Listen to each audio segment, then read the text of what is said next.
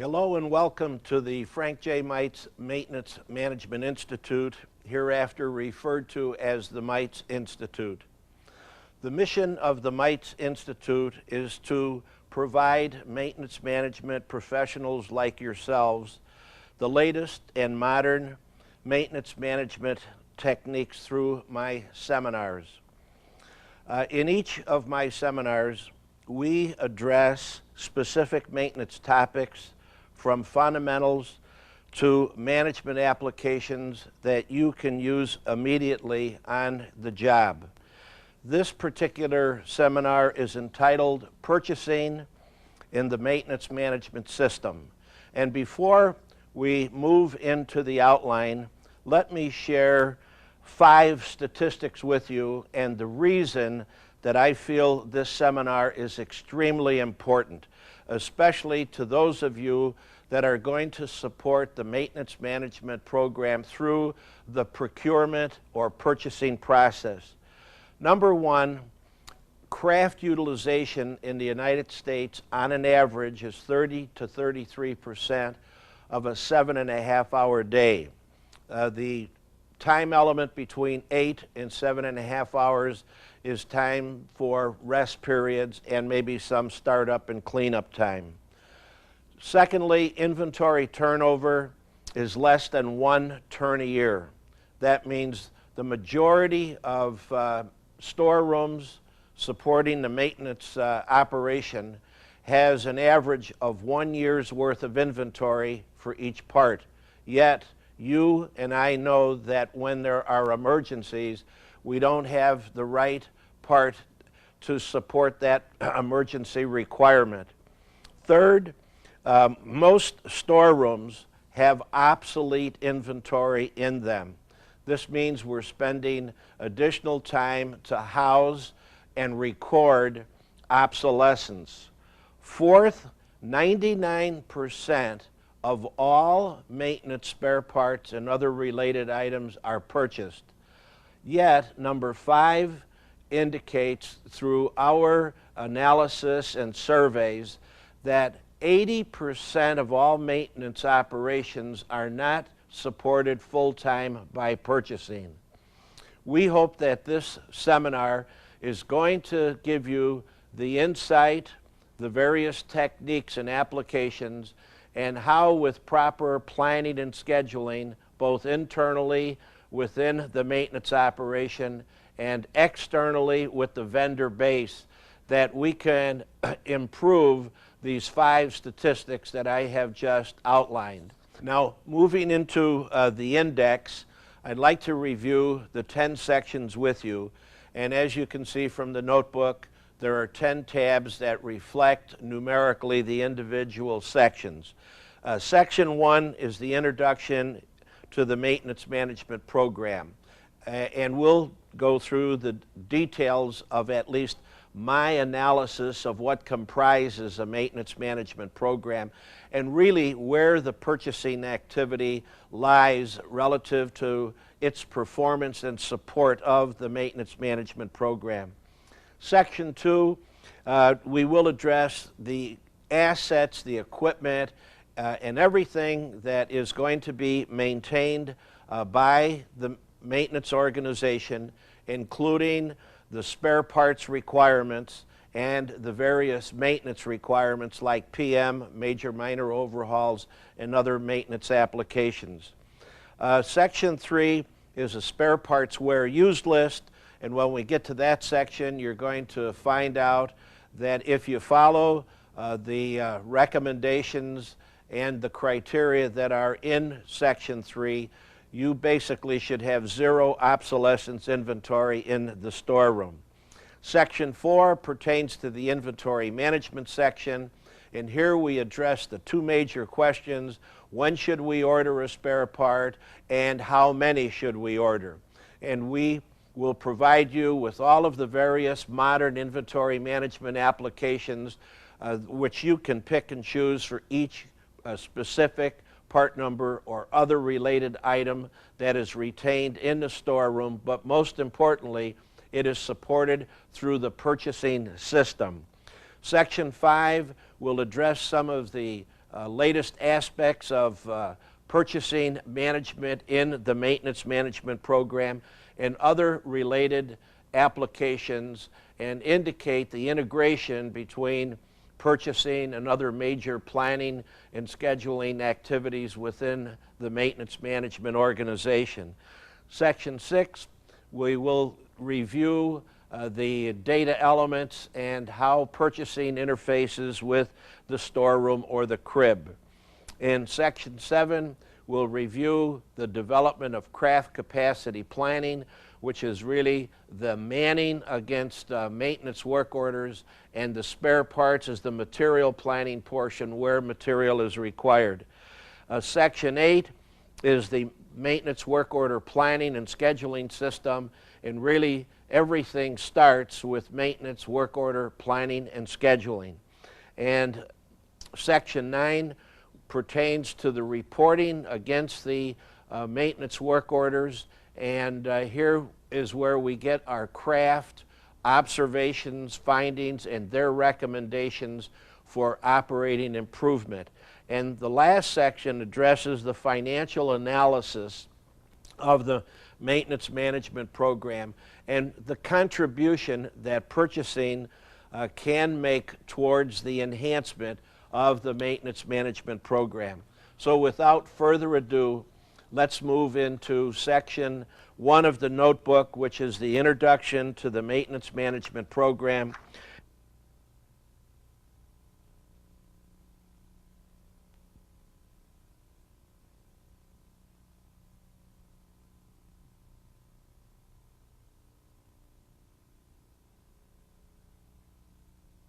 And starting off on page number 1, I indicate that there are 6 types of maintenance management programs. Now remember, I said I indicate. There may be more or there may be less,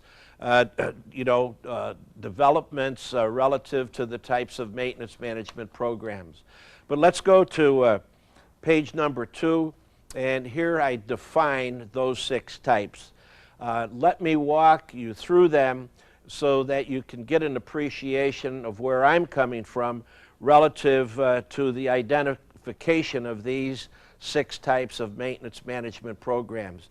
And while we're going through them, I might add that you should determine in your own maintenance environment where you are relative to these 6. The first one is what we call reactive maintenance management, which is basically firefighting, no planning whatsoever. The second is proactive maintenance, where we're doing some planning, but not entirely relative to supporting your particular assets through maintenance management. Third is the preventative maintenance or PM activity. And here we're talking about 100% planning and scheduling. The fourth, is the predictive maintenance application, PDM, which is really the enhancement of preventative maintenance by utilizing diagnostic measuring equipment, and this can also be supported by machine operators. Item 5 is the TPM, the Total Productive Maintenance Management Program, where we now are integrating more and more machine operators working side by side with maintenance craft personnel to support the maintenance work order planning and scheduling system.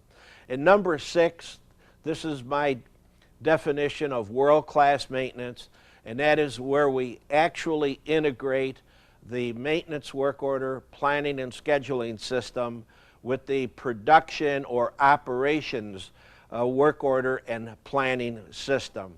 I think that if you review these 6 particular definitions of various maintenance management programs, and you do yourself a service by honestly addressing where you are, then we will, through our various seminars, try and help you to get from 1 or 2 or even 3 to number 6.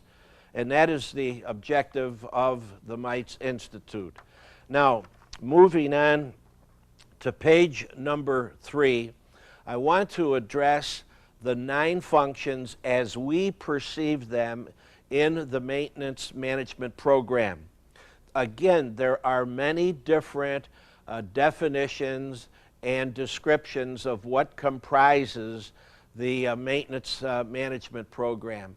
But over 34 years in working with hundreds of companies in the maintenance environment, many years ago we've come to the conclusion that if we talk about these 9 functions and are able to establish training programs for the individuals that are going to support it, then it's very easy to institute the type of procedures, systems, and enhancements to go from, let's say, firefighting to world class as we've just described.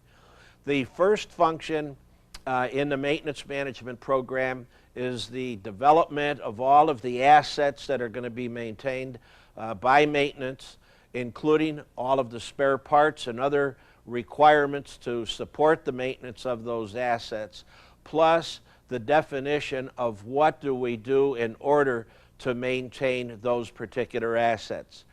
The second function is the equipment spare parts used list. And as I said previously, this is a key indication of eliminating obsolescence in your particular storeroom, but most importantly, to assist in the, let's say, the support of an engineering change notice system and also a parts standardization program.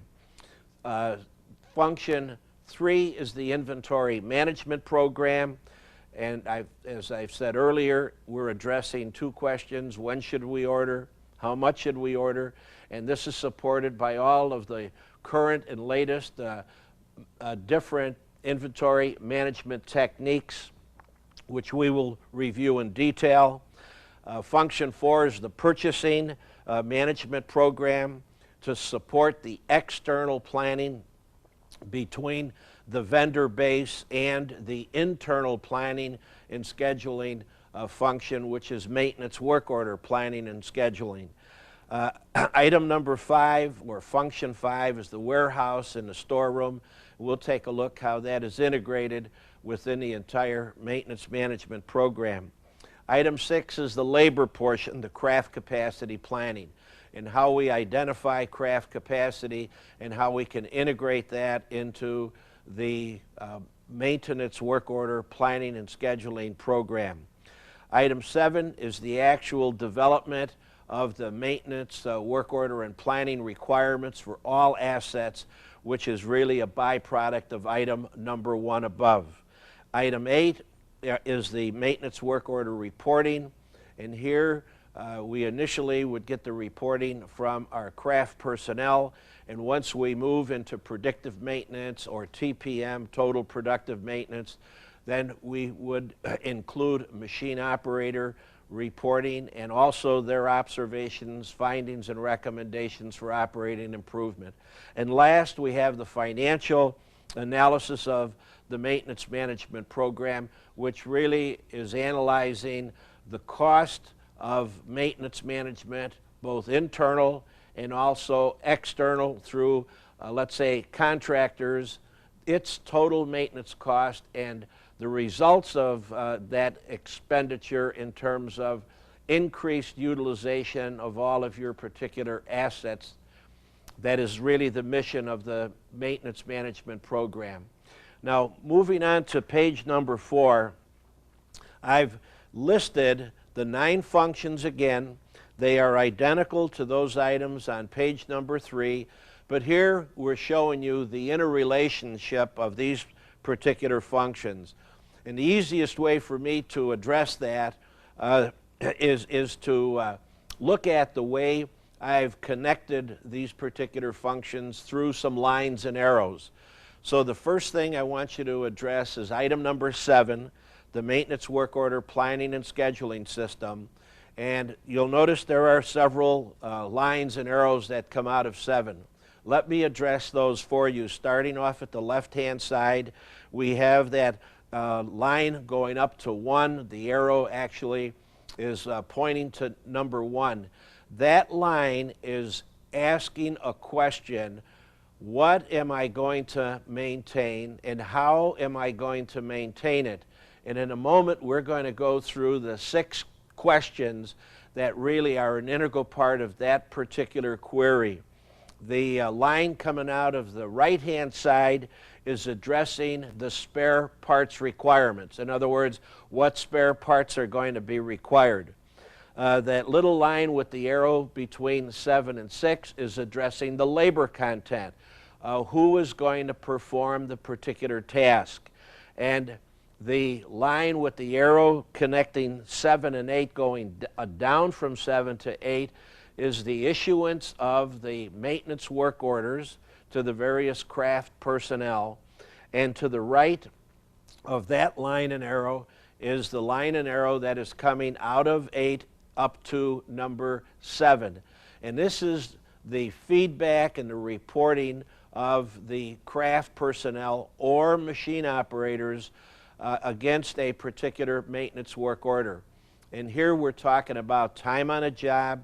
We're also talking about those 3 major data elements: observations, findings, and recommendations for operating improvement.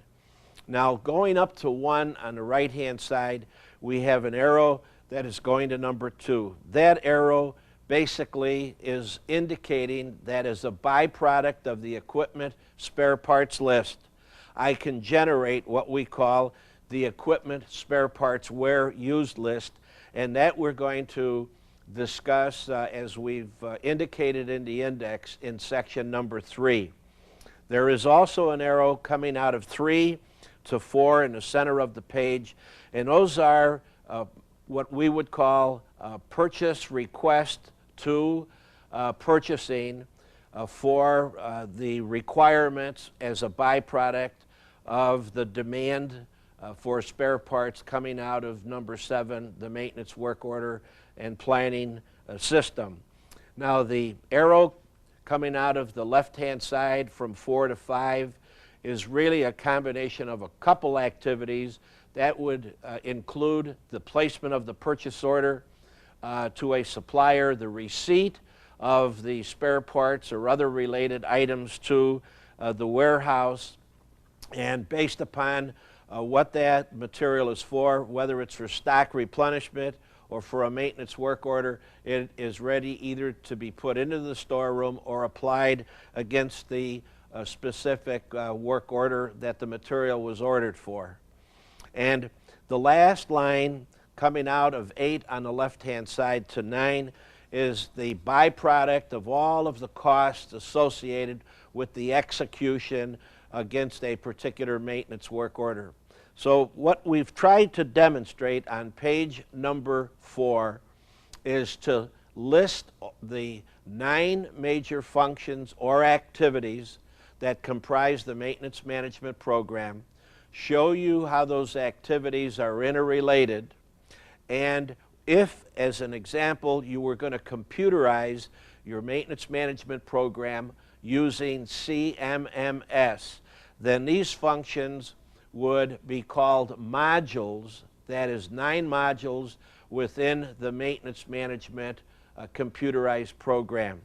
Now, to get into a little more greater detail, as I mentioned a moment ago, let's turn to page number 5 and walk through those 6 major questions that a planner or scheduler would address for a particular asset when that asset is going to have some type of maintenance work performed on it.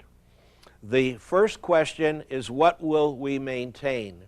Well, that data is in item number 1 in the maintenance management program. Again, it's the listing of all of the particular assets, and as I said earlier, all of the maintenance requirements for that asset. So question 2 is, what must be done, is a function of the specific maintenance activity, whether it's lubrication or cleaning or changing the spare part or analyzing the asset for safety and health reasons. which those are the basic four. That is the answer that would address question 2. Question 3 is how long will it take? And here again, that is an estimate of time relative to the development of the maintenance work order plan. And then once that plan is executed, it is scheduled and ultimately released to craft personnel. How often will we perform the task, which is question number 4? There are basically 4 inputs into that question. 1, it can be a development of some fixed shop calendar date. We call that a frequency code, such as every day I do lubrication, every week I may do a safety and health analysis, and every month I may change filters and so forth. The second input would be through machine hour readings, and that would require the input of the machine hour meter reading into the planning and scheduling function. And as we're approaching a particular predetermined number of machine hours, it would precipitate a specific PM or other type of maintenance activity. The third one would be odometer readings as a byproduct of either forklift trucks or over-the-road vehicles, and again, the same procedure would apply relative to machine hour readings.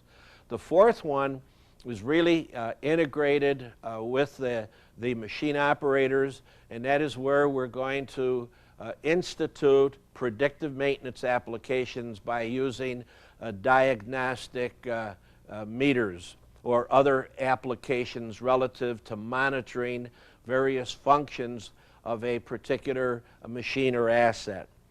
Now, question 5 is who will perform the task? And there are several answers to that. Is it maintenance personnel? Is it machine operators? Is it a combination of maintenance and machine operators? Or is it several different types of craft personnel within a maintenance shop? That is basically the manning requirement that I made reference to. And item number 6 addresses the inventory position in terms of spare parts requirements, any special tools and equipment required, and last, any special documentation. So irrespective of the frequency code, where it came from, the planner scheduler, which is the 7th function within the maintenance management program, has to look at these 6 questions and address them. And remember, once you've addressed those for a specific asset, for its specific frequency, then in a PM environment or in a computerized PM environment, those particular activities will come out automatically from the system.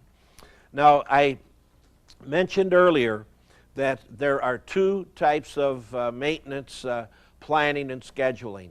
One pertains to the different work orders, and the other pertains to the purchase orders. So on page number 6, I want to address the steps that are a basic requirement of maintenance work order planning and scheduling, and I call that internal planning and scheduling. The first requirement is to address item number 1 in the maintenance management program. You know, we just went through the previous exhibit in terms of what must be done, the frequency, the spare parts, the craft requirements, and so forth. But here we're dealing relative to the internal planning, which is the work order planning and the labor planning. So work order planning is step number 2, and here's where we itemize and detail the various steps or sequences that have to be performed on a work order, and then ultimately when we are going to schedule and release that order, then we move the work order from a planned state to a scheduled and then released state. And item 3 is the labor requirement to support number 2 above. Item 4, or step 4, is to actually release the order, and then step 5 is to have the work order performance be reported by the craft personnel, or it could be, as I said earlier, machine operators. And item number 6, or step 6, is at the actual financial analysis of those activities listed above. Now, if you turn to page number 7, we want to address the other side of that planning and scheduling issue, which is external planning and scheduling through the purchase order system. So again, starting with number 1, we're addressing the same data elements that we looked at in item 1 on page number 6. Since in this case we're going to be talking about the planning and scheduling of spare parts and other related items, then step 2 is the introduction of the inventory management program to support the 2 questions: when should I order and how much should I order? Then step 3 is the procurement process, the selection of the vendor, obtaining price, delivery date, etc. And then step 4 is the actual issue of the purchase order. And step 5 is the follow-up by purchasing. And I want to go back to a comment that I made earlier relative to a statistic. 99% of all spare parts and other related items are purchased. Yet 80% of all of the companies that we have worked for or had seminars with do not have full-time purchasing support. Now, I think it's quite obvious when you ask the question, how come a part didn't get in according to the date on the purchase order? The answer is quite obvious, because we don't have item 5 in place. We don't have someone following up on purchase orders. And this is the key to the success of the entire maintenance work order and planning system. You have labor internally. You know your labor. You know how much labor you have at any date, any shift, any point in time. But you really don't have a good handle on the spare parts requirement, which are external from your own maintenance management environment. Therefore, without that full-time dedicated support through purchasing, the maintenance work order planning and scheduling system may not work effectively. And my experience indicates it doesn't, especially when you don't have someone, or in larger companies, more than one person working with the vendor supply base, getting material in on time to support the planning and the scheduling system of maintenance work orders. Item 6 is receiving and the receiving inspection of the material. And here we're actually quantifying not only the count, but the quality of the item.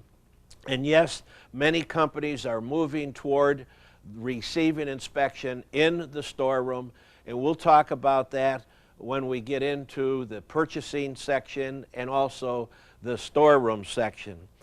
Step number 7 is actually the allocation of the spare parts to the maintenance work orders.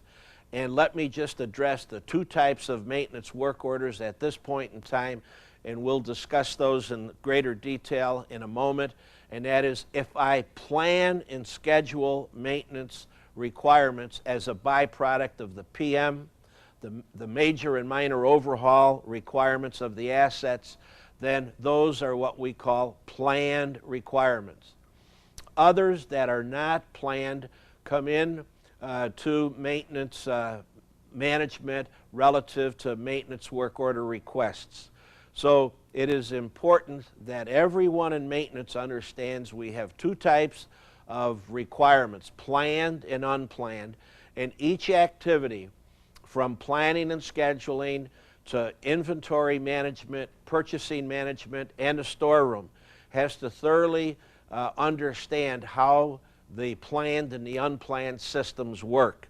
And this is one of the key data elements that we're going to review with you, so that you thoroughly understand how those planned and unplanned requirements work. And last but not least, we have the financial analysis of the maintenance work order relative to the spare parts requirements. Now, if you were to take pages 6 and 7 and set them side by side, 6 on the left-hand side, 7 on the right-hand side, and just peruse down the different steps, you're going to have a complete step-by-step program relative to what is required for both internal and external planning and scheduling.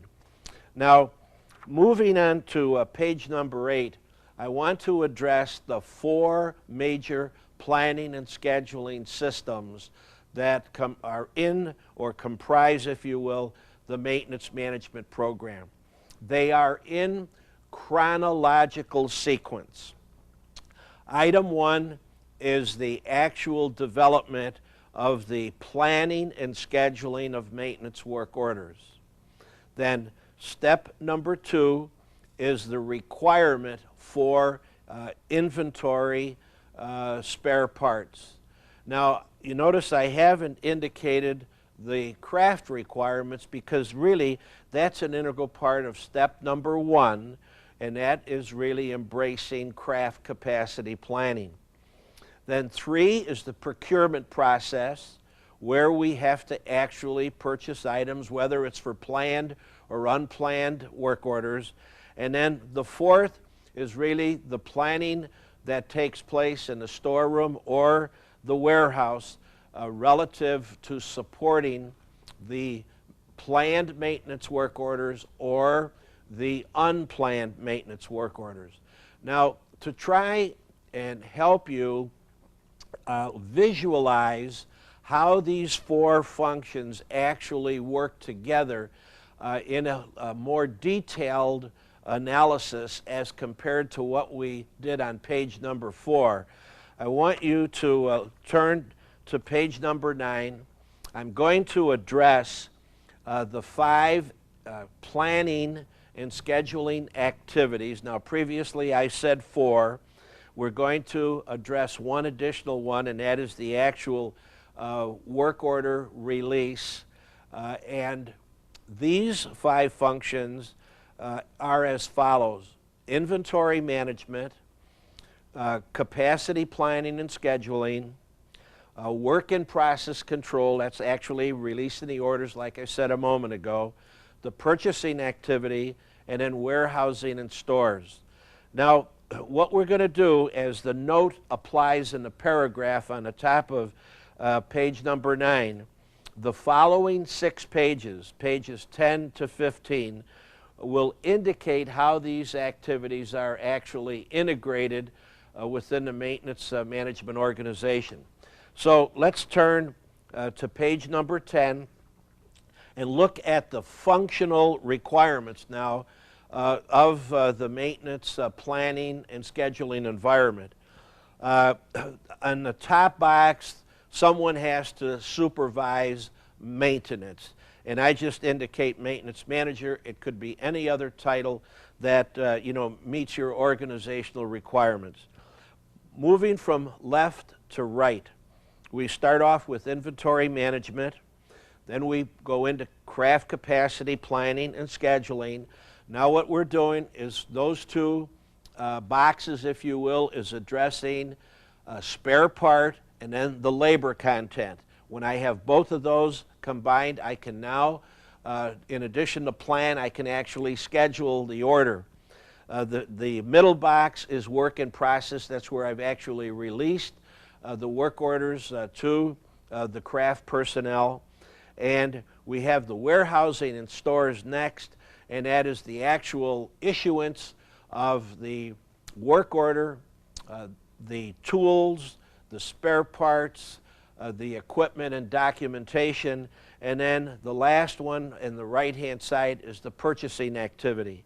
Now what I want to do with the next exhibits is show you each one of these functions independently, and then also how they are integrated within the maintenance organization. So let's go to page number 11, entitled Inventory Management. And inventory management is shown by the box in the left-hand side of this exhibit. You'll notice underneath that box of inventory management is the equipment spare parts list.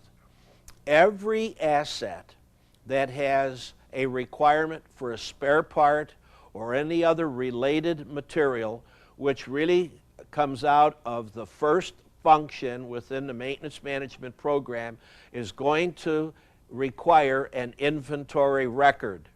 And that inventory record has many data elements on it, and we're going to review those when we get into section 4, which is the inventory management section. But most importantly, there is a box in the lower left-hand portion of the exhibit, and it has a line that directly connects to the left-hand side of the inventory management system. That box addresses maintenance work orders. There's two types. There are those that are planned and those that are unplanned.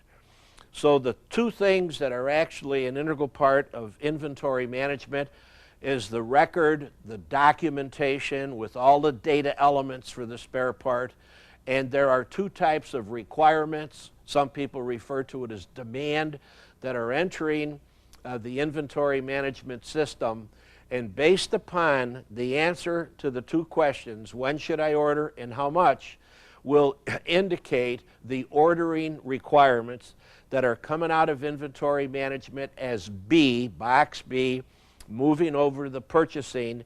And you'll notice in the lower left-hand corner, the ledger indicates a purchase requisition.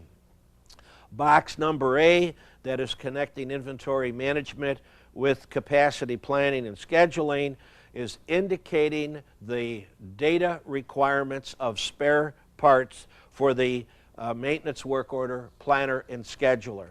Now moving on to the next exhibit, entitled Capacity Planning and Scheduling, we are in the center of the box, or in the center of the page, we have a box called Capacity Planning and Scheduling. And below that, there is another box called Maintenance Operation Standards. Those are not industrial engineered standards. Those are the estimated standards or the estimates of time relative to the different operations or sequences that are placed on various maintenance planned work orders, and they could even be unplanned maintenance work orders through a job planning environment in terms of the time required by craft to perform that particular activity. Item number D would be the inventory requirements that may have not originally been on the spare parts list. It could also indicate other types of requirements relative to other materials that likewise may not have been on the original planning and scheduling function for that asset. Now, the two boxes C and E are more of a reporting or a status reporting function for different types of supervision. C would address the top management supervisor of maintenance. Maybe it's the maintenance supervisor. It could be the maintenance superintendent, the general manager of maintenance. And in this case, C would be all of the workloads and the different schedules. Not necessarily a list or a printout, if you will, using CMMS of all the work orders. Those would be going to the various craft supervisors, which is item E. And again, they would get a load report, which is a planned report indicating all of the planning that is accomplished through maintenance work order planning and scheduling. We could plan out as far as we can into the future time periods, but the schedule should only reflect maybe 1 and no more than 2 weeks into the future time period, and the various maintenance work orders that are a byproduct of both the load report and the schedule. So you could see that we're totally integrating planning and scheduling with inventory. The previous exhibit, inventory, is completely integrated with the purchasing system, and then we'll continue on and show in more greater detail how these particular applications are totally integrated within maintenance management. Now, moving on to the next exhibit, we're talking about work and process control, and that's the reporting function. So under maintenance labor reporting, we have the supervisor of that particular craft person or that craft group to do the analyzation of the reporting activity. And again, the four basic types of reporting is time on the job, observations, findings, and then recommendations for operating improvement. Item number F is the work order reporting feedback that is going to the capacity planning and scheduling person. And here again, if there are any changes to the sequences on the work order, maybe a step was left off of the work order, maybe a step should be removed because it's not required. And item number F is the time elements and any other data to enhance the maintenance work order planning and scheduling system.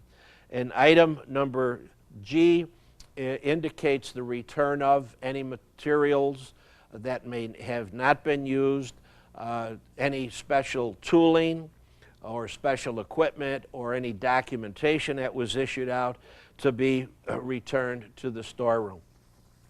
And then we also have on the next page purchasing, and you could see purchasing in the center of the exhibit, and I directly below that are the various purchase orders to the vendor base, and J would be the receipt of spare parts or other materials required by the maintenance work order, which is received directly into the warehouse or the storeroom. And K is the communication of the receipt of the planned items, and therefore the planner scheduler can update the planned maintenance work order and now move it into a scheduled to be released, if you will, work order. So here again, we have another exhibit of where we have total integration of these particular functions. And the last exhibit is tying in the warehousing and the storeroom, and we're looking at the different activities under warehousing and stores. The first one would be the receiving activity, which could encompass receive and inspection.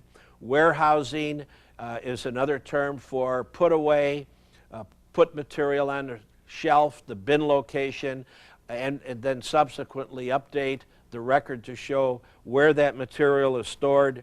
Material movement is a combination of issuing material from the storeroom and maybe moving it directly to the job site.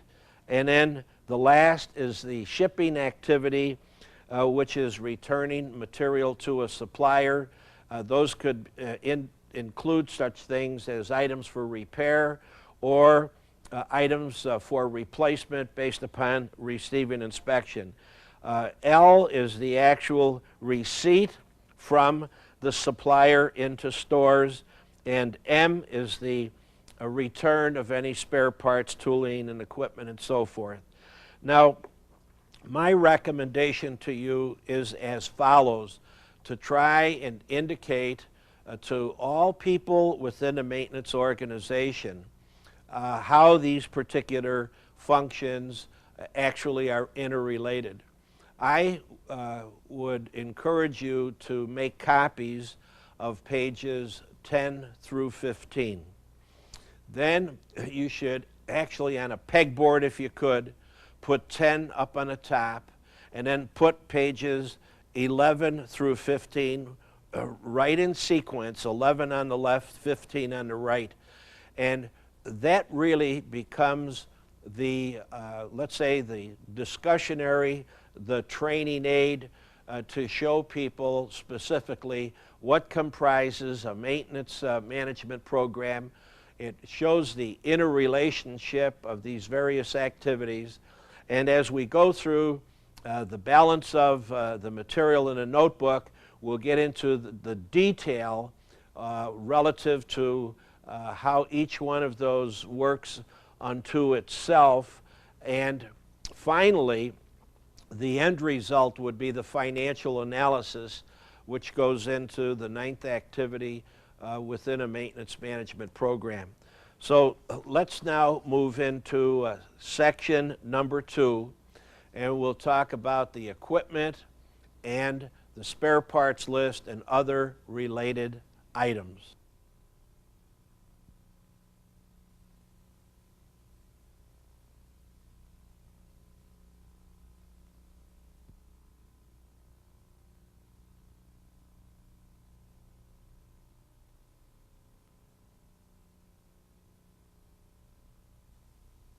Now in section 2, we're going to look at how we will develop not only the equipment and assets, but all of the spare parts that are related to that particular equipment or asset.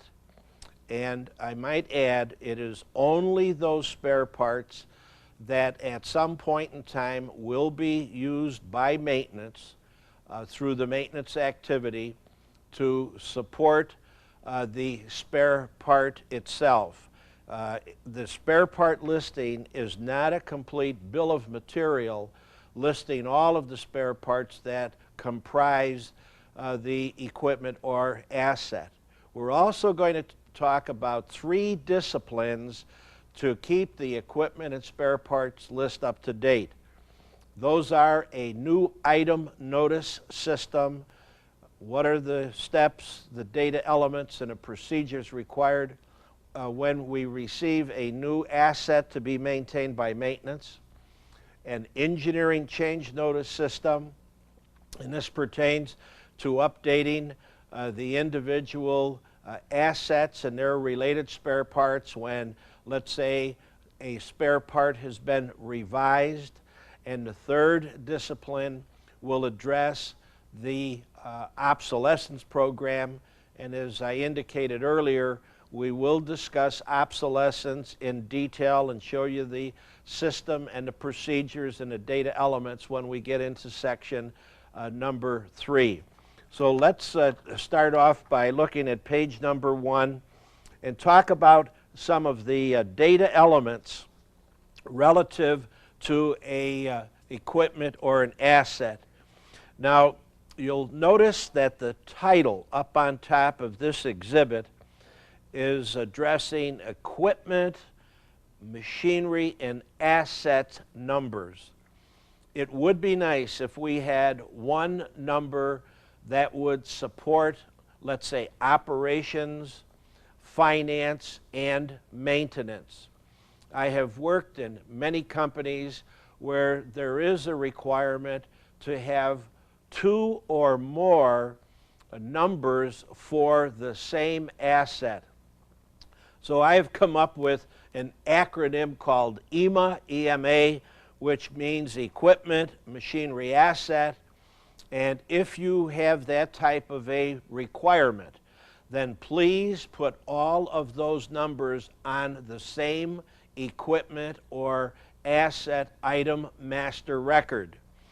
If you do that at a date where, let's say, data is required by other activities within the organization that is other than maintenance, it's very easy to spool off any of the data elements from that item master record where 2 or more part numbers for that asset are shown.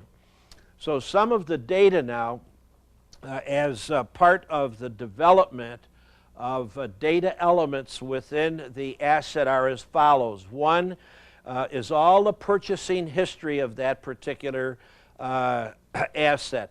2, the installation data that is required relative to installing and subsequently utilizing the asset. 3rd are all of the operating data requirements, and those could be such things as power, voltage, current, pneumatic, hydraulic requirements, and so forth. Step 4 are all of the maintenance requirements. Now these would be all planned, and in this particular area we would be addressing preventative maintenance applications, minor and major overhauls, and then if we want to enhance PM, we would move toward predictive maintenance applications, and then ultimately total productive maintenance applications. Item 5 is the recommended spare parts list to maintain the assets, and 6 is the dismantling and movement of a particular asset. I know many companies are going from the larger individual manufacturing departments to cellular manufacturing, and then subsequently moving toward a focused factory manufacturing. So when there is a need to move an asset, if the data is available, it will provide an easy entry into the development of any of the dismantling and subsequent moving requirements for your assets. And item number 7 pertains to the development of all the maintenance costs from the inception of that particular asset. Now, as you're going to notice as we go through the material in this seminar, and especially the material in the notebook, the various lists that I provide you with are never going to be 100% complete for all of the potential audience. So therefore, you're going to find that I will address other data elements or other information as you deem necessary to be added to those that are on a specific exhibit, like item 8 here on page 1. What other data do you want? Please be my guest and add to it. Now, moving on to item or page 2, we want to take a look at the maintenance criteria for an asset. And here again, some of this information has been outlined in page 1, but here we're going to get into more detail. We want to identify the identification number, and some people may refer to this as the part number of the asset. In addition to the identification number, there may be a location requirement, and if you have more than one facility and you have centralized maintenance work order planning and scheduling, then the building requirement and the location requirement would also be in item number 1. In item 2, we have developed what we call a modularization approach to the very large pieces of equipment that companies may have, or such things as buildings and grounds. And when we get into page number 5, I have an exhibit there which demonstrates what a module looks like and how modularization will help enhance not only the PM program, but also indicates to craft personnel where specific PM activities are to be performed. Item number 3 are all of the maintenance requirements for a particular piece of equipment.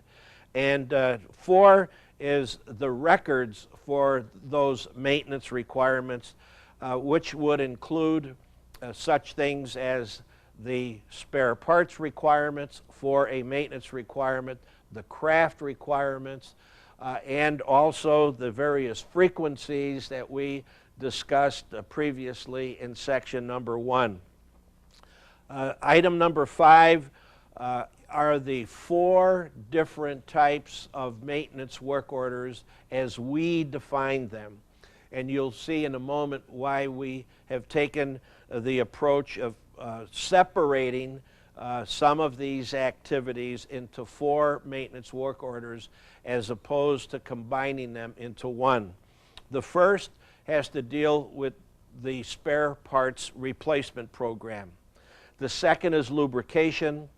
The third is cleaning. And the fourth is safety and health requirements.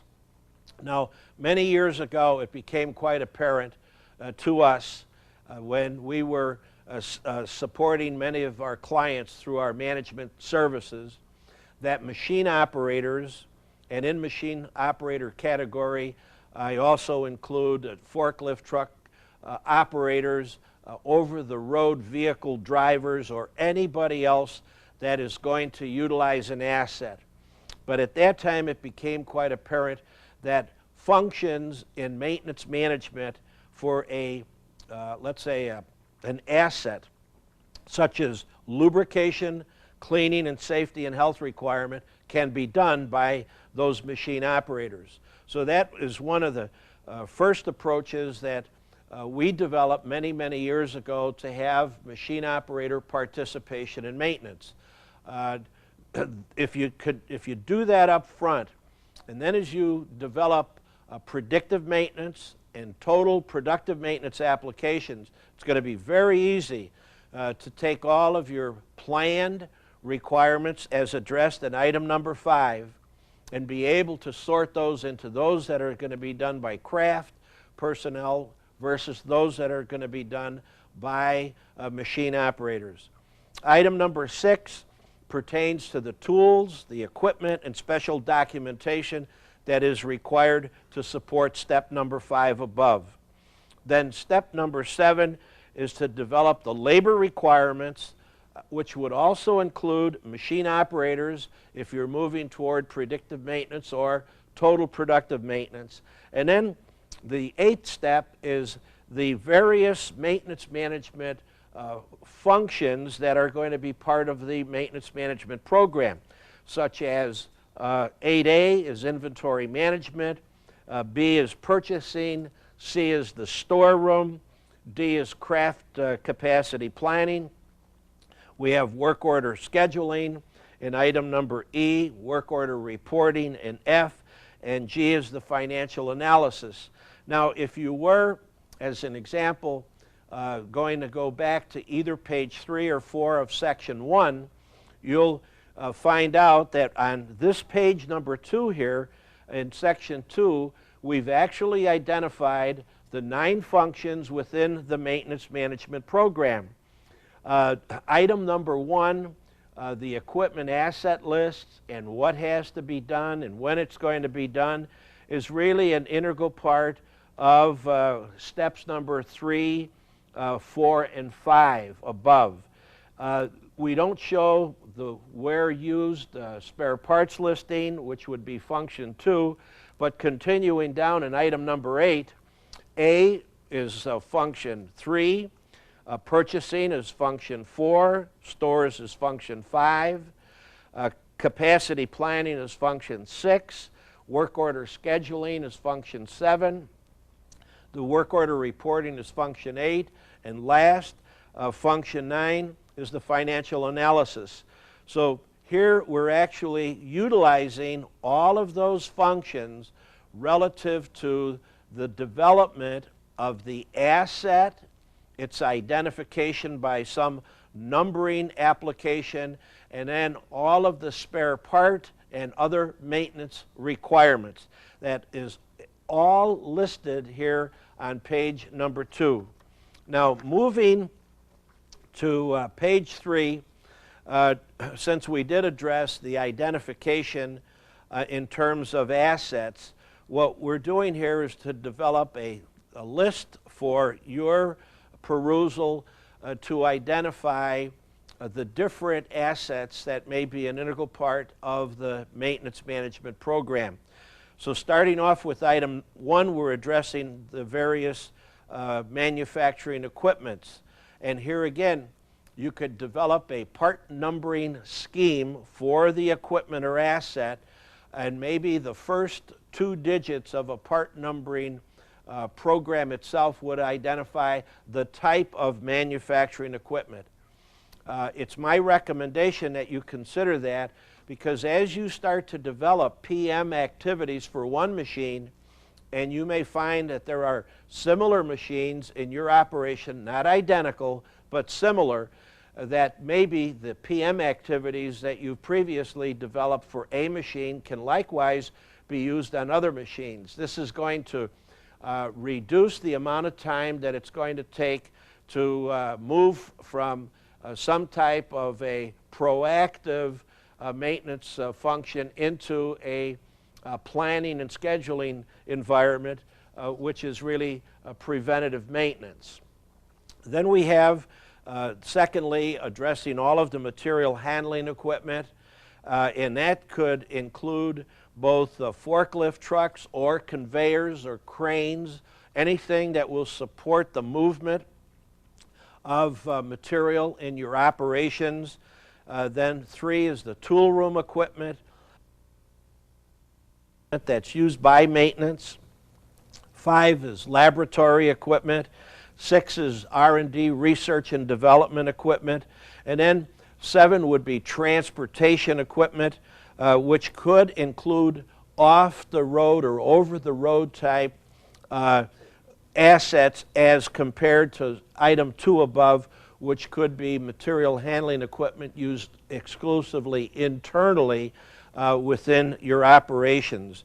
And then we would have item number 8, fire protection equipment, 9, buildings, 10, generator equipment, 11, grounds, and grounds would not only include such things as the roadways, the walkways, but also anything that would be required to, let's say, beautify the external facilities like a lawn and shrubs and trees and whatever. And then 12, be my guest, add to that list. So what we're doing in page number 3 is identifying by description and by part number, and by part number you have to design that to develop now the maintenance programs for these particular assets. Now moving on to page number 4, where there is a need in your operation, and especially where you have what I call a multi-craft environment, you may want to modularize not only the large pieces of equipment, which we're going to take a look at in a moment on page 5, but also the different functions within an asset that have to be performed by a specific craft.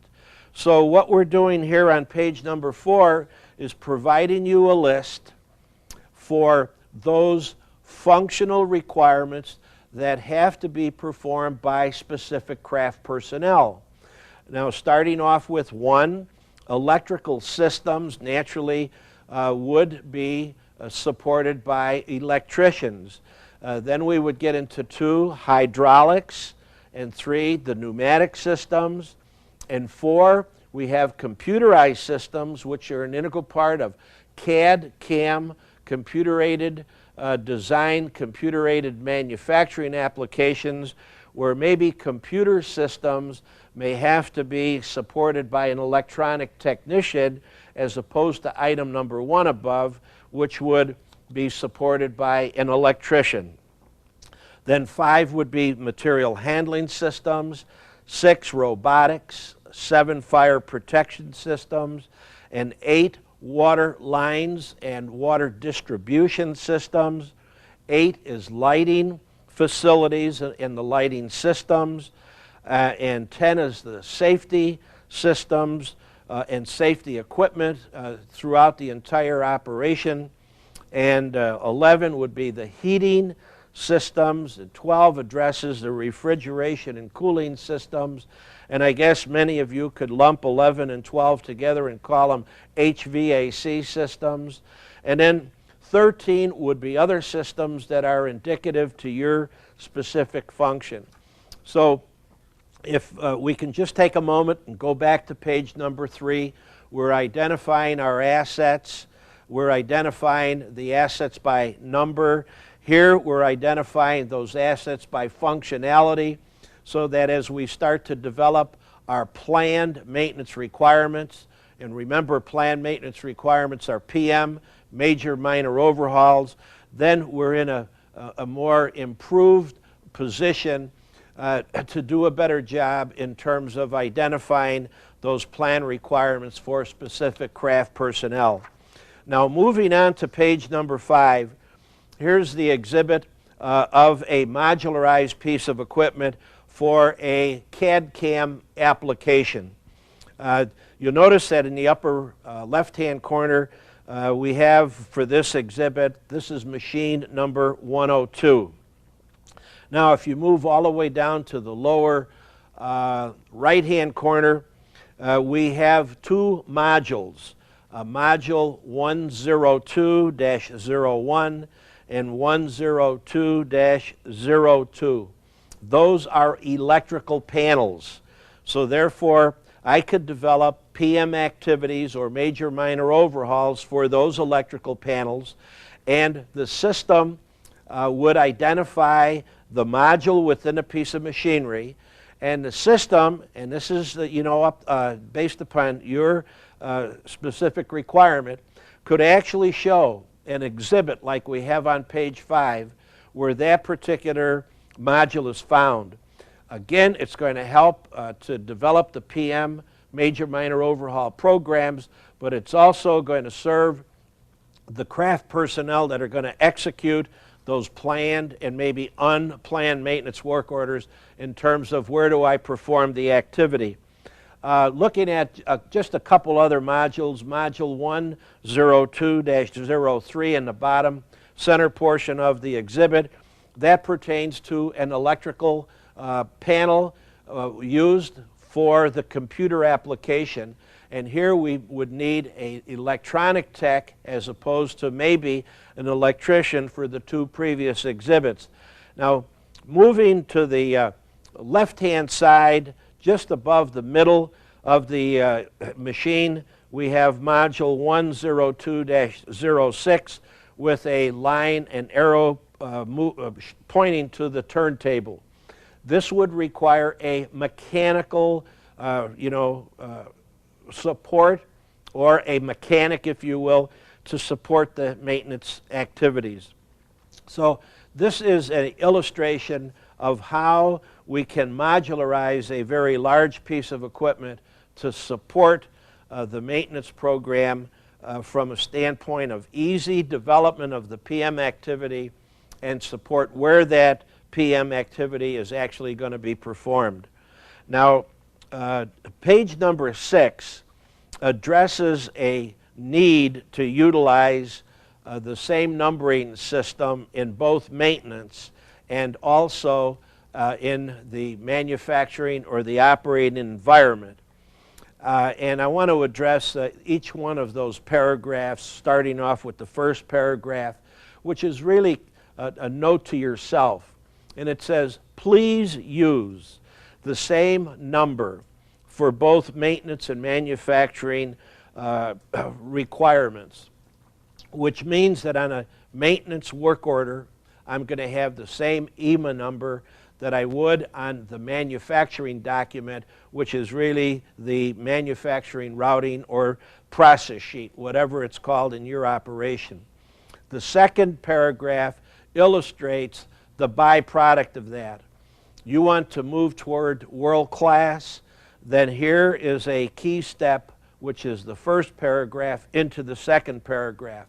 When both systems are utilizing the same numbering scheme to identify assets, and you have the proper system, I don't care whether it's manual or it's computerized, then one person can do the planning of both the maintenance and the operations requirements. If you do that, you're going to find that you're going to get the highest payback relative to asset utilization.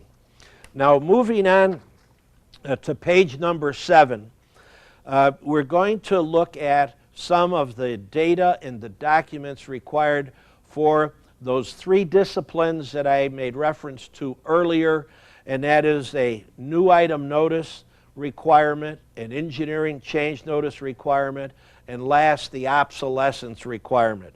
So on page number 7, we have a form relative to addressing a specific asset in terms of its number, the description, and its location.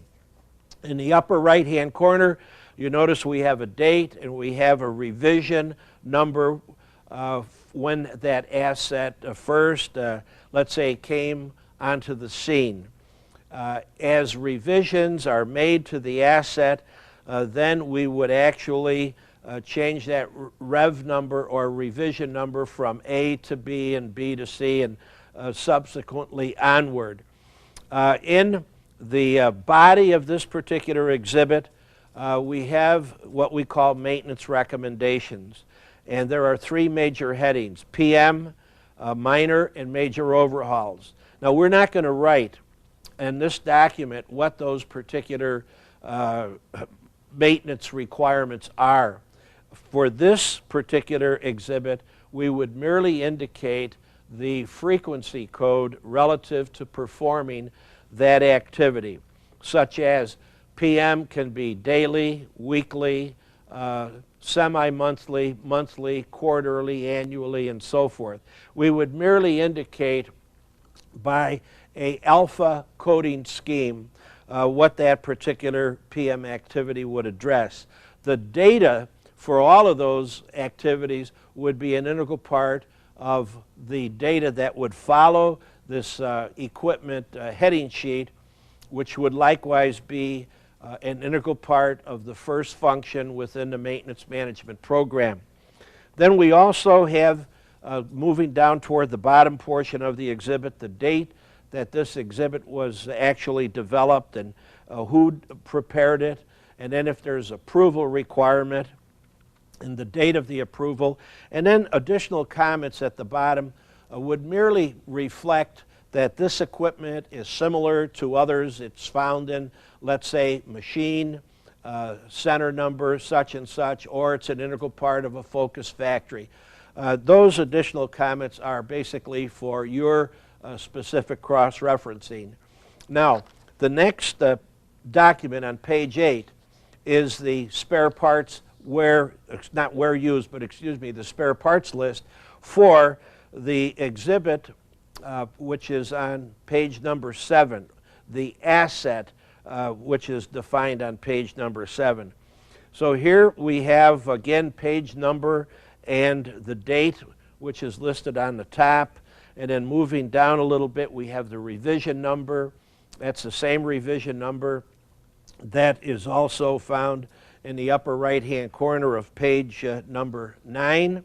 And then moving to the body, and I'm going to go from left to right and review the headings with you. Item number is a numeric number or a line number on this document. The item or line number would be in straight numeric sequence. Now, the reason for that is if I have 2 or more pages, and many of my clients do, relative to the spare parts that they are going to utilize at some point in time when they maintain this particular machine. Let's assume I'm going to process an engineering change notice, and maybe I'm going to replace bearing A by bearing B. And it just so happens that bearing A is found in different sections of the machine. So therefore, if I modularize the machine or if I don't modularize it, it is conceivable that that bearing number may be found in different pages within this spare parts listing. In that case, when the engineering change notice for B is processed, it would also indicate not only that B is replacing A, but the page number and the line number where those changes are going to take effect. This is a discipline to support the data integrity of the equipment and spare parts list. Now, moving to the right, we have the part number. That's the part number of the spare part. The description is the description of the spare part. And in some cases, let's say like motors, the financial department may want to depreciate that motor, so they would assign an asset number to it.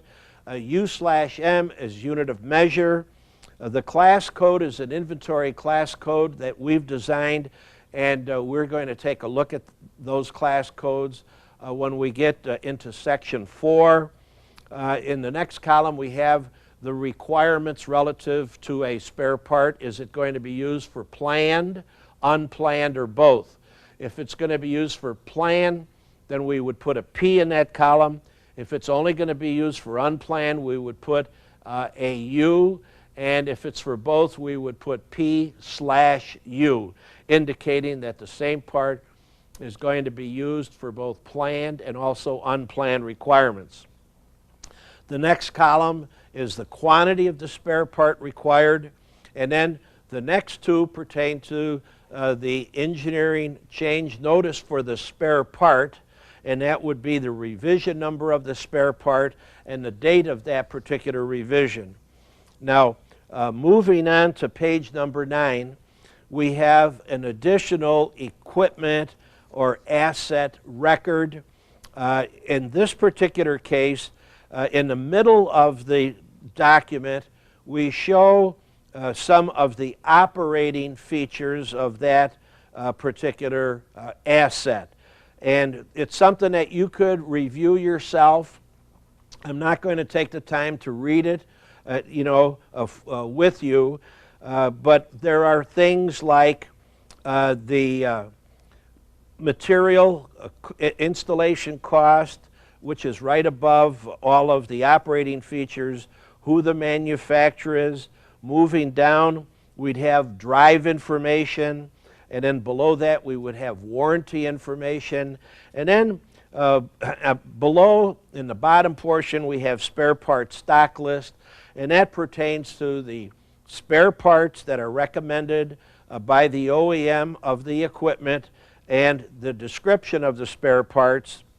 And over on the right hand column would be the original manufacturer's part number, where the OEM of the machine purchased spare parts from an OEM of the spare part manufacturer. And that you would want to make sure that you obtain from the OEM of the equipment, because you know and I know that if you purchase the spare part from the OEM of the equipment, you're going to pay a little higher price than as if you purchased the spare part directly from the spare part manufacturer. Going back over to the item number under the spare parts stock list all the way to the left-hand side, there is a class identification, and that pertains to the inventory classification code that I made reference to on page number 8. And again, we will identify those class codes when we get into section number 4.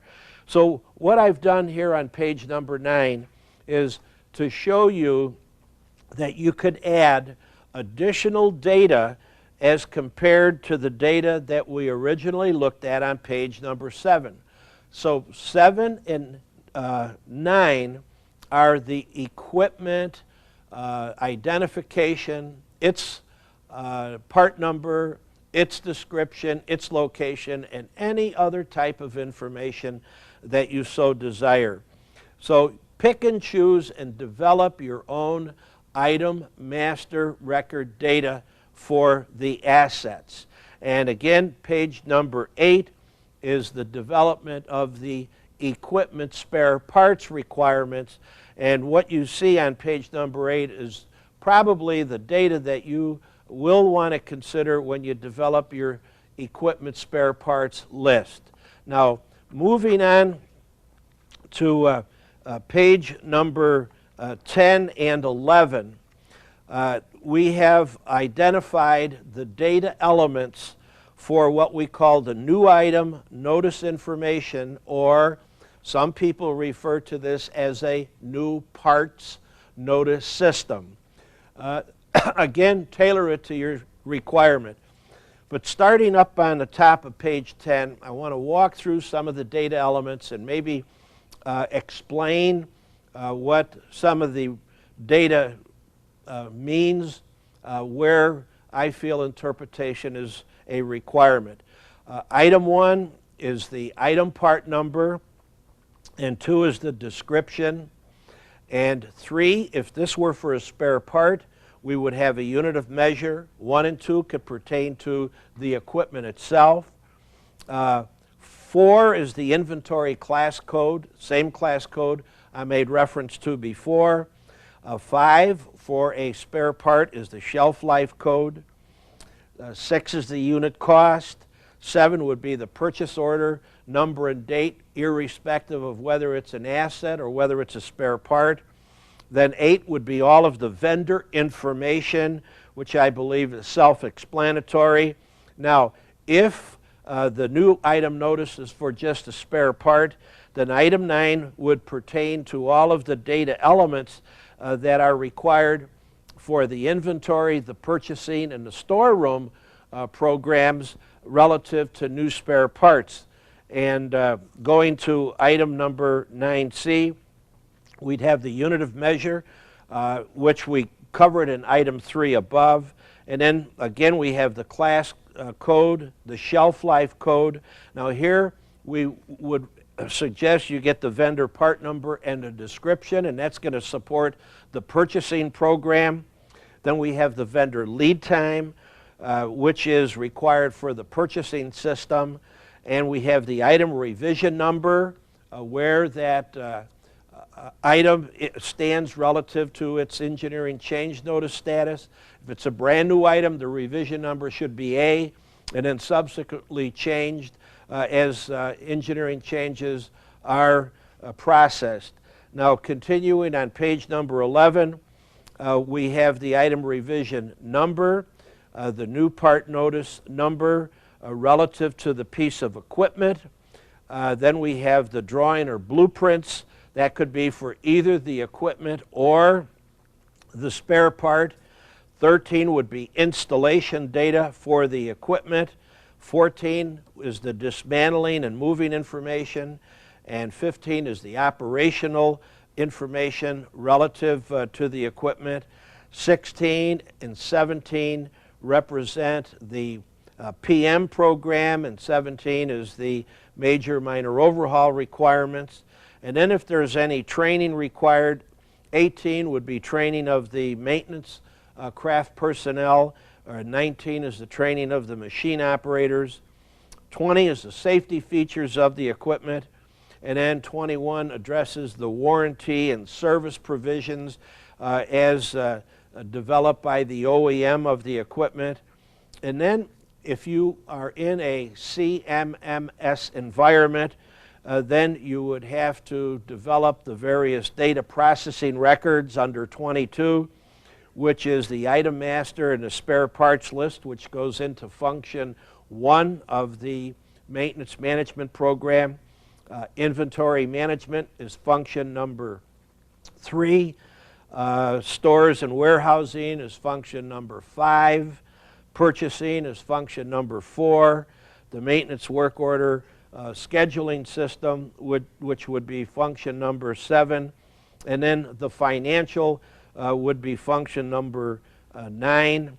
Now, some of the other functions that should be added is the reporting function, which would be function 8, and then the equipment spare parts list, which would be function number 2. We also include the installation date and the operational data relative to that particular piece of equipment. So you could see the data on pages 10 and 11 are to embrace both the development of a new spare part or a new asset or piece of equipment that is going to enter the maintenance management program. Now, on page number 12 is a company's new item notice form, and it has much of the data that we discussed on pages 10 and 11. Let me just highlight a few data elements here. The upper right-hand corner, we have the new item notice date, and we have the new item notice number below that.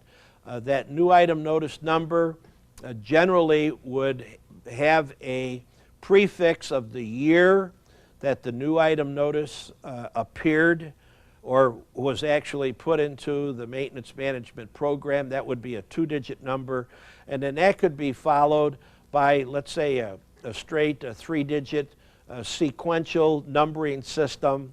And if you looked at the last new item notice, and let's say it happened to be 025, that says year to date we have actually had 25 new pieces of equipment or new assets become an integral part of the maintenance management program. The part number, the description would pertain to the equipment. If this were for a new spare part, then we would have the where used listing generated. We have the vendor information, and then the date of arrival, the item cost, the unit of measure if it's a spare part. If it's also a spare part, the inventory class code.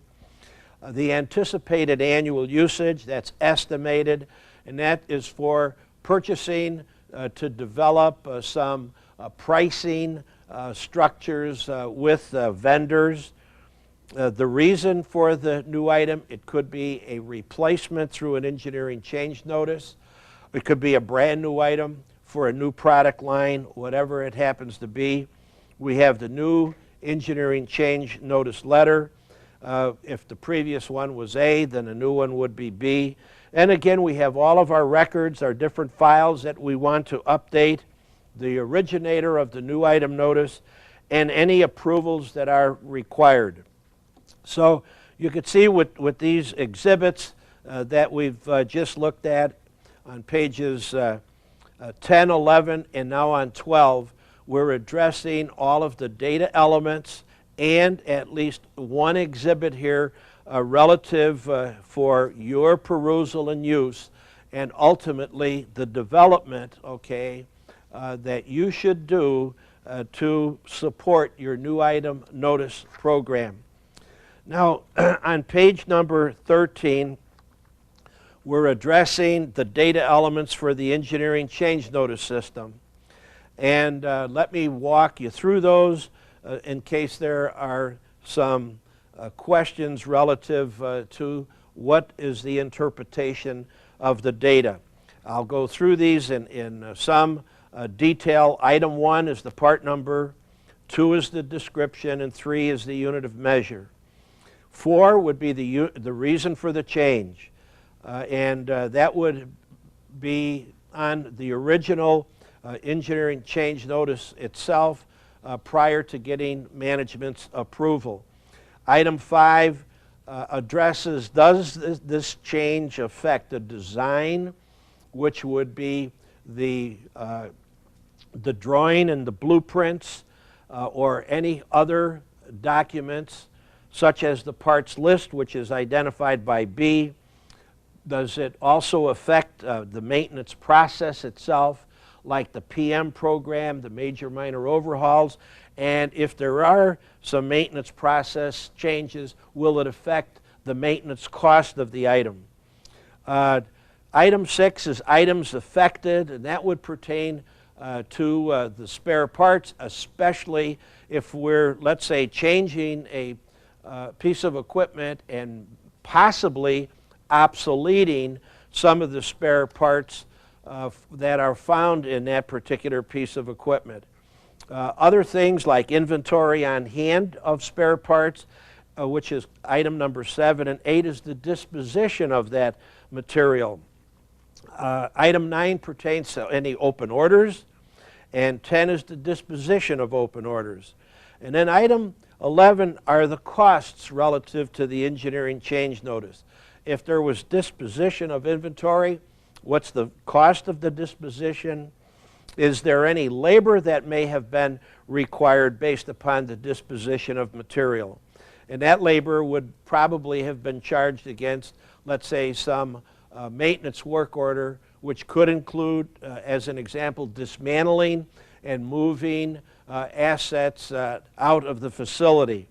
Then there are any material requirements that are not spare parts, but material requirements to support the engineering change notice, and then any special tooling in D and equipment in E that also are required, and those could be maybe rental or they could be contractor costs. And item F is contract outside labor cost, and then G would be any cost pertaining to the engineering department, which basically could be both facilities engineering and maybe manufacturing and process engineering. 12 addresses the ECN, the Engineering Change Notice number, and we have the current revision number on 13, and 14 is the new revision number, the effective date of the Engineering Change Notice, the originator, and then all of the approvals. Now again, there may be some other data elements that you want to add to page 13, and please feel free to do this. We're trying to give you the basic data elements to get started in your Engineering Change Notice system.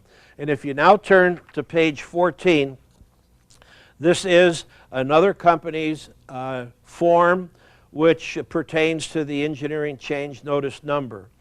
And in the upper right-hand corner, we have the date of the Engineering Change Notice, and then the rev number, which is the current rev number, and then we have the new rev number and so forth that are indicated in the body of this exhibit.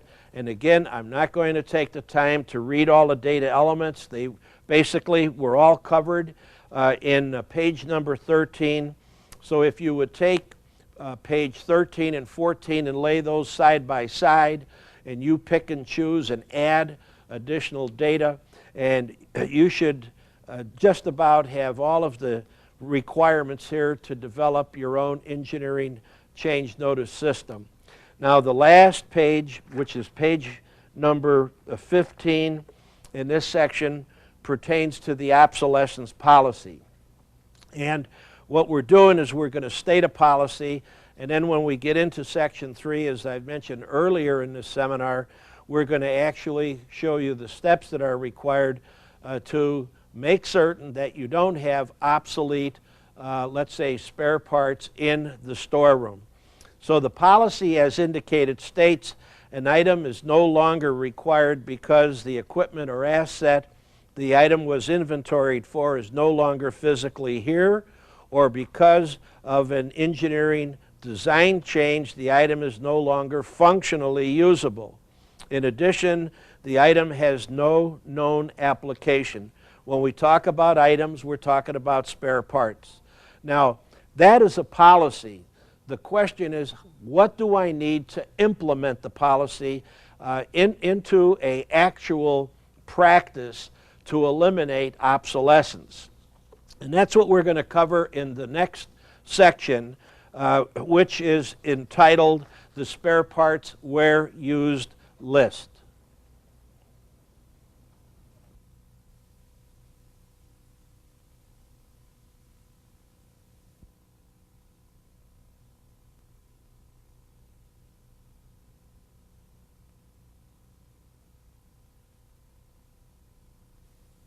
Now in section 3, which is our spare parts where used list, on page 1, we're addressing some of the key byproducts of the spare parts where used list.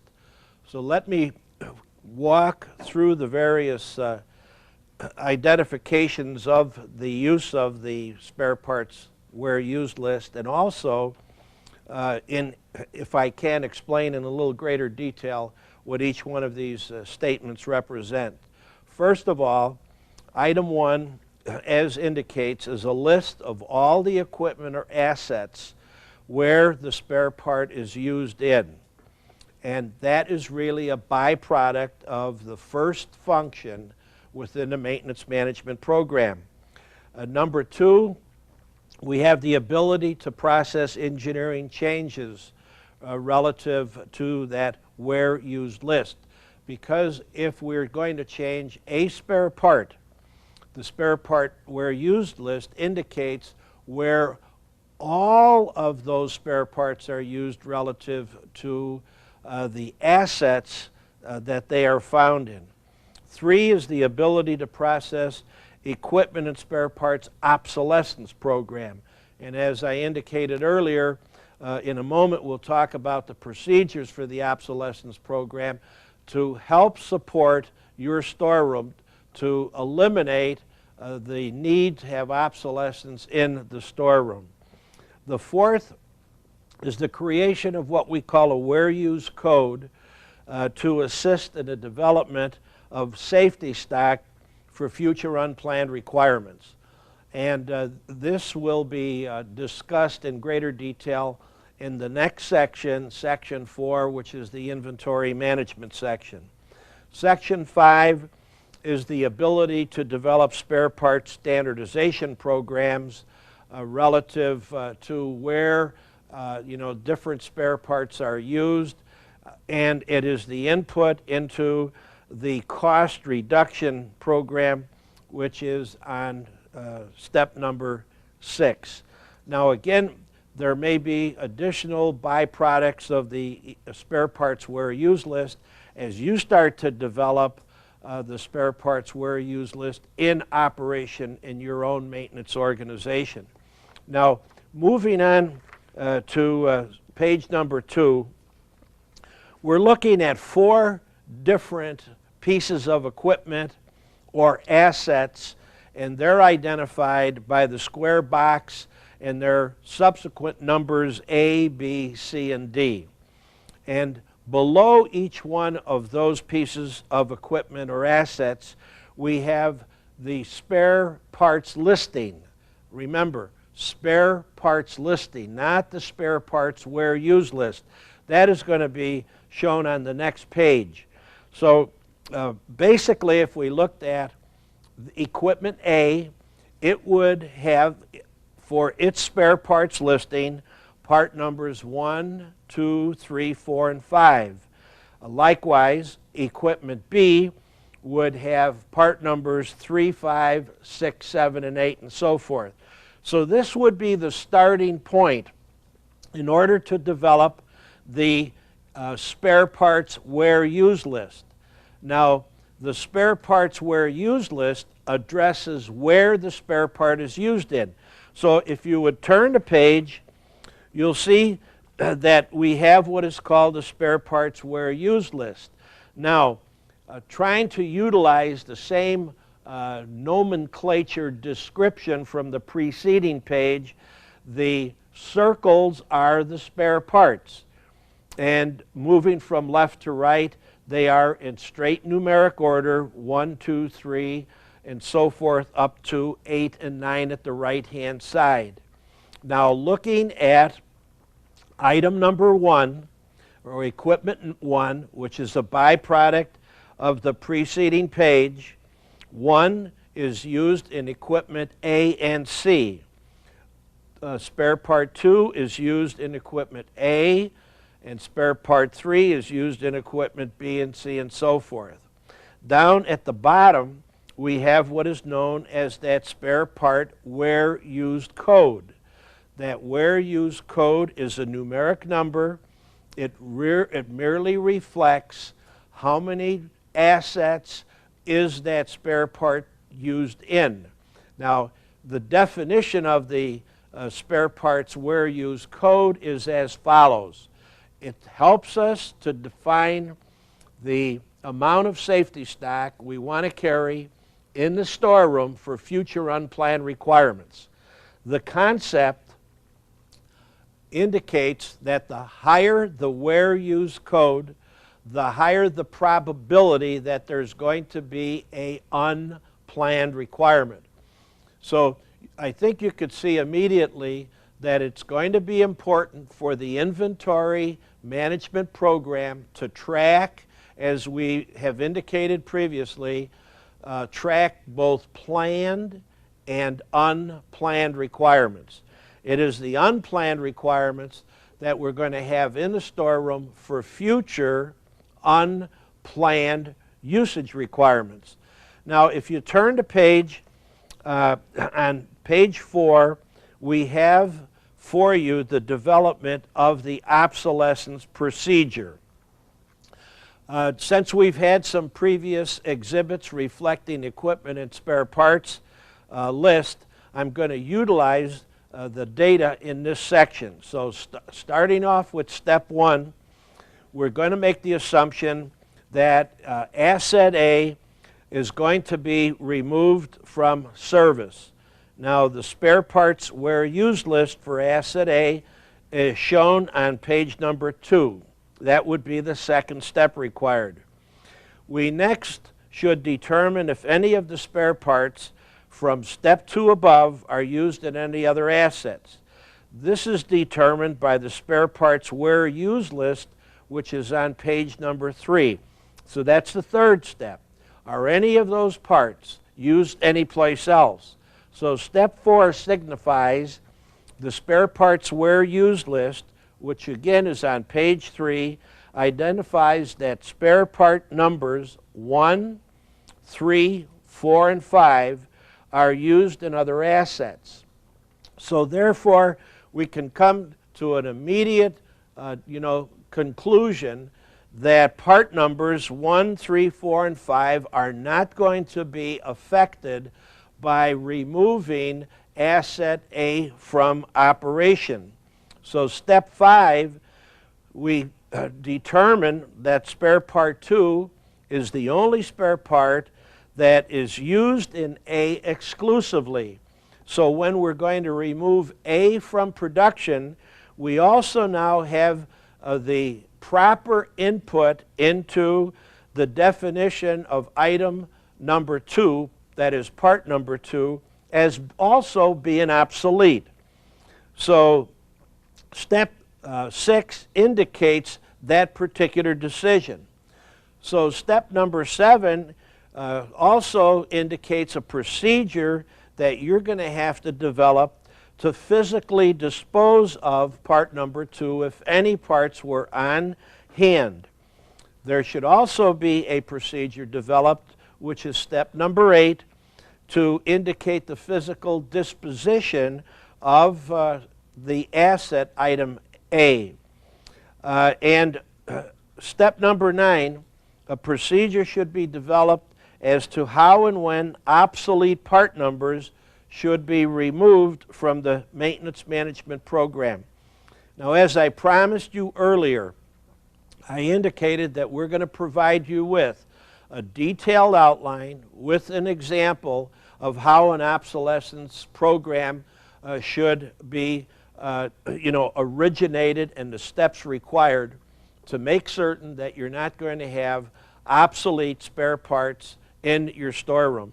If you would please follow the outline, the steps on page 4, implement the procedures for the obsolescence program, then I will guarantee that you will have no obsolete inventory in your storeroom.